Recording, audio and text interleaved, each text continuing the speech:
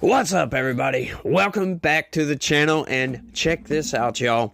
Trump-appointed appeals court judges say Mississippi is violating federal law with mail ballot deadline, but don't block it. That is right. So, the appellate court found that you can't count mail ballots that come in after the deadline. You just can't do that, regardless if it's postmarked or not. I agree with this decision. They didn't block it because it's so close to Election Day. However, this is very, very good setup for this election, as a matter of fact, because this sets precedent that you can't come in like they did in 2020 and just bring all these ballots in at 3 o'clock in the freaking morning. Because I don't know if you guys remember this or not, but on election night, Trump was declared the winner, right? Trump won.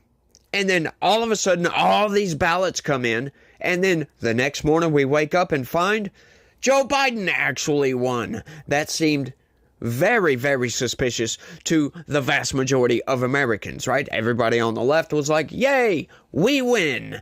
Didn't care about the situation whatsoever. And I find that very, very troubling, if you ask me, because these people just didn't care that a bunch of ballots show up at 3 o'clock in the freaking morning, and then all of a sudden, that's enough to overturn the election. Yeah, very, very surprising, if you ask me, that nobody seemed to care about this. And when Trump and his team bring concerns to the court, they say, guess what, y'all? You don't have any standing. Throw the cases out. That blew my freaking mind. I'm still kind of mad about this till this day. But let's get into this story right quick and see how based this three-panel circuit is. Check this out, y'all. A panel of 3 Donald Trump-appointed judges said Friday that Mississippi was violating federal law by counting mail ballots that arrive after Election Day, but stopped short of blocking the policy before the election, in a ruling that could nevertheless impact voting-related lawsuits this fall. That is right, and I do believe they will. This sets a very good precedent for when Democrats just bring in a bunch of ballots after the fact and say, oh, these are all legal ballots. Right, like that just blows my freaking mind. You get to election night and Donald Trump wins, so now they know exactly how many ballots they need. So now they can just, hey, all right, we need X amount of ballots. Let's bring all these in so that Kamala Harris can win. No, I'm sorry, that's not going to work. Right, like that might be a crazy conspiracy theory, but it's a possibility. It's a very, very good possibility that that could happen. Why? Because we saw that once. We don't know if those votes were valid or not. There was so much laxed signature verification that, yeah, that could have just been a bunch of garbage.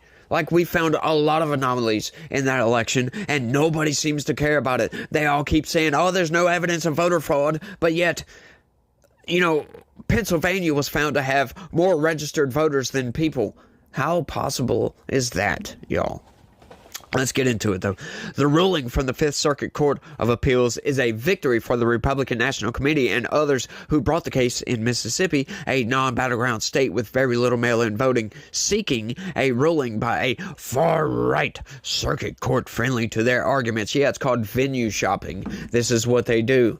We go to bring a lawsuit. We're going to look for judges who sympathize with our cause. In other words, we're going to look for Republican judges and bring that court to that district. Yes, this happens all the freaking time. Democrats do it, Republicans do it, everybody does it. This is why most court cases, or a lot of court cases, they try to get a change of venue. They want different judges. They want different juries. They want people that don't know about a certain situation to base a judgment upon, you know, unbiased, in other words, because most cases, a lot of cases, especially highly publicized cases, you're going to know about beforehand, and you're going to form your own opinions before going in, so you don't want a tainted jury. But yeah, this is a common practice, and it's not anything out of the ordinary, and they're trying to say, oh, well, these judges are just far right because they didn't agree with us. Like, I'm sorry, get out of here. Like, and this is one reason I always say the Senate is very, very important. Senators are very important for this reason, because your president appoints judges, but the Senate has to confirm these people, right? So That's why, like, Biden putting up all these activists as federal judges and them getting shot down by the Senate is a good thing. It's a very good thing. This is why we also keep in the filibuster.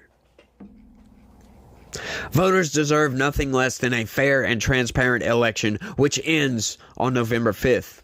We will continue to defend the law, fight for protection of every legal vote, and stop election interference in our country's most important election, RNC Chairman Michael Whatley said in a statement celebrating the ruling Friday.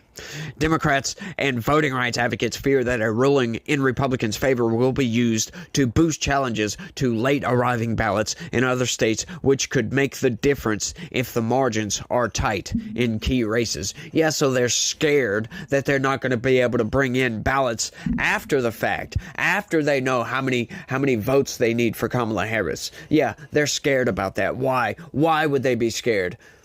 Like, you got to ask yourself that question. Why are they opposing this?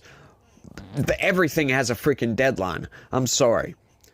You have plenty of time to fill out your mail-in ballot and send it off in enough time for it to get there before Election Day.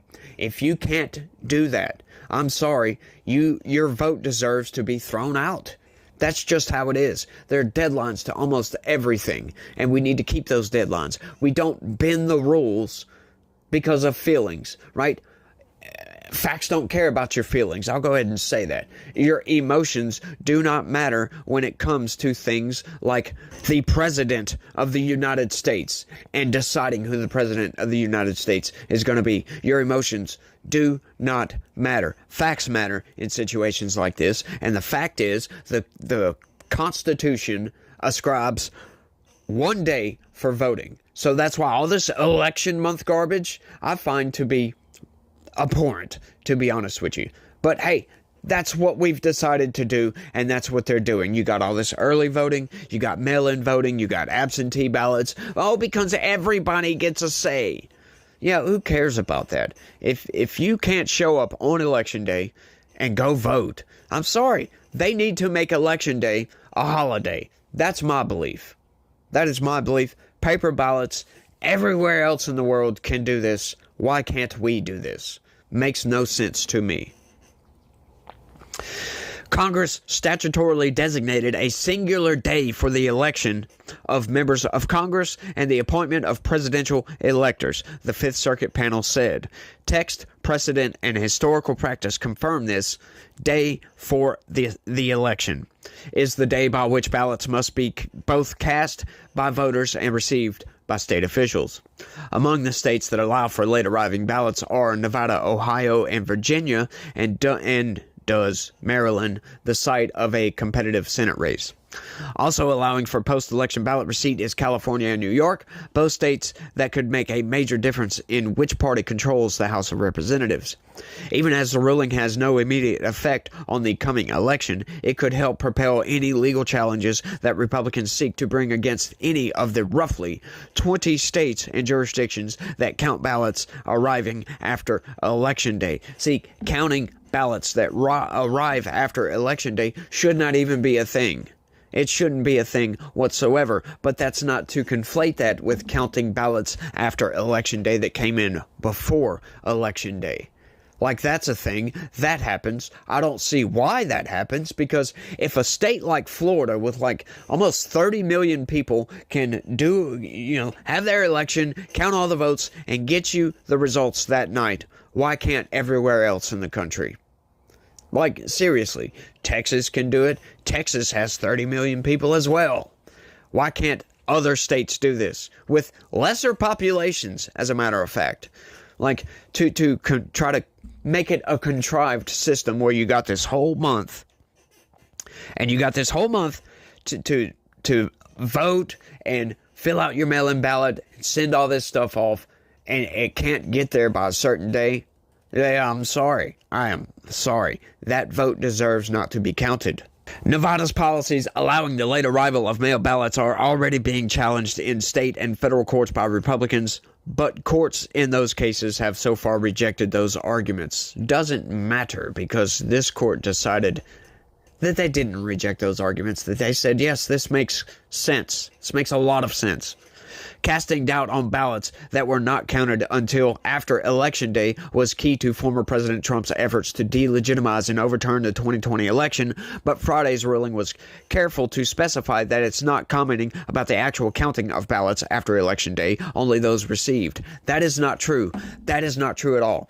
What Donald Trump's arguments was the ballots that came in at 3 o'clock in the freaking morning, that those should not be ballots. Those were illegally counted per the Constitution, per this ruling, and in such doing so makes Joe Biden an illegitimate president. Yes, I said it to everybody out there that thinks Donald Trump won the 2020 election. That is right. However, the courts didn't agree with that at the time, so it's kind of late for that now, but it is what it is, y'all. That is not to say all the ballots must be counted on Election Day, the opinion states.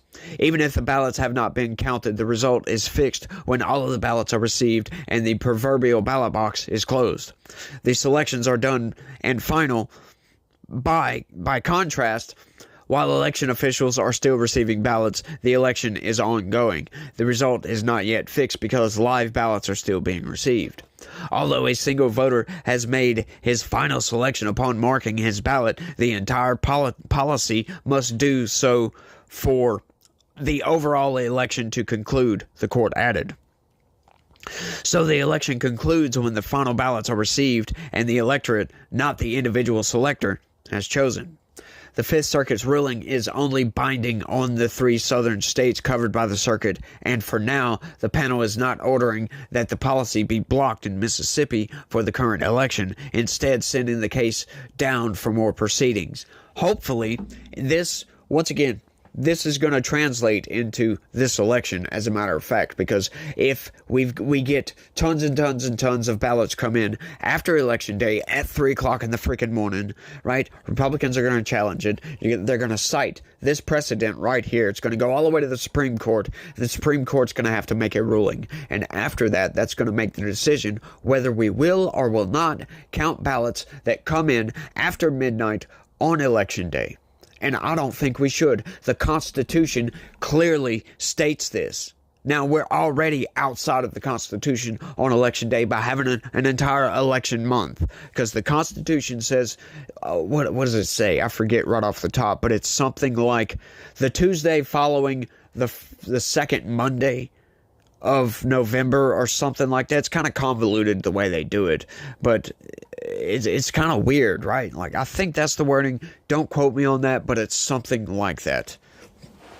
But yes, why not make Election Day a holiday?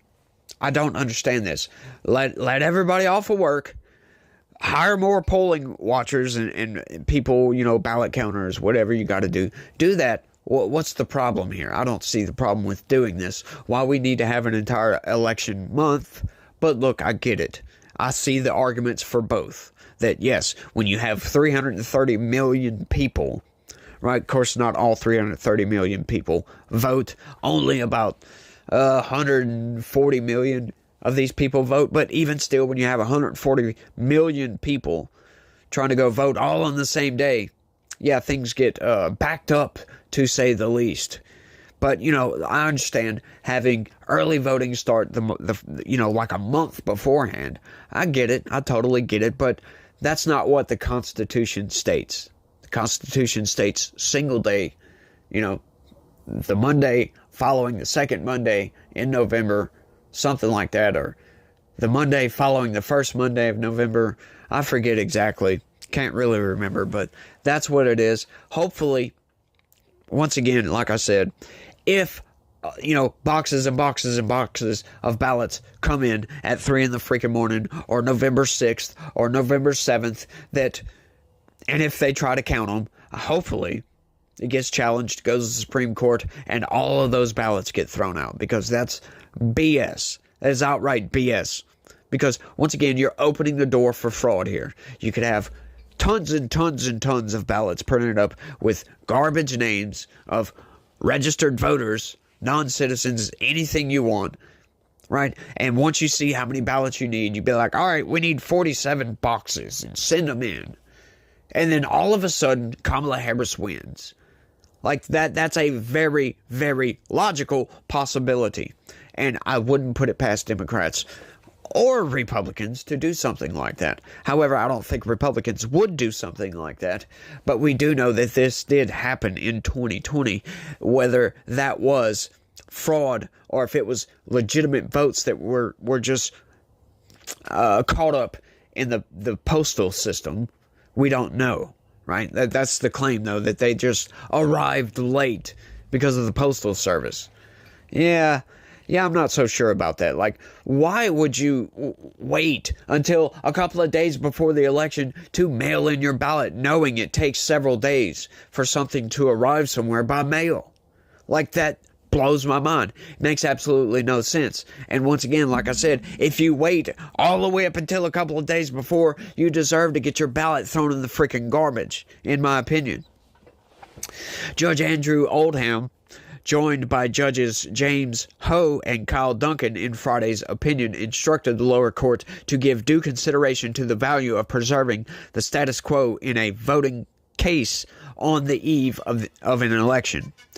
As it considered the next steps in the case, all three were appointed by Trump. Now, how many times are they going to let you know and ram that point home that all three of these judges were appointed by Donald Trump?